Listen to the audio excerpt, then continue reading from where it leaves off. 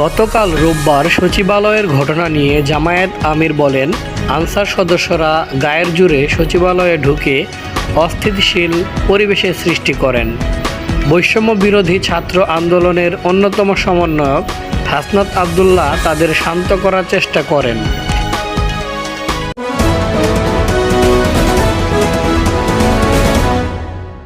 আপনারা জানেন এই মাসের 5 তারিখ বাংলাদেশে একটা কাঙ্ক্ষিত পরিবর্তন এসেছে।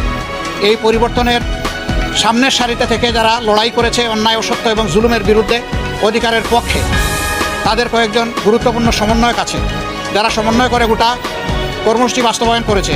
তাদেরই একজন হচ্ছে হাসনাত আবদুল্লাহ। সে কুমিল্লার একজন ছেলে, ঢাকা বিশ্ববিদ্যালয়ে লেখাপড়া করে। আপনারা তার সম্পর্কে জানেন।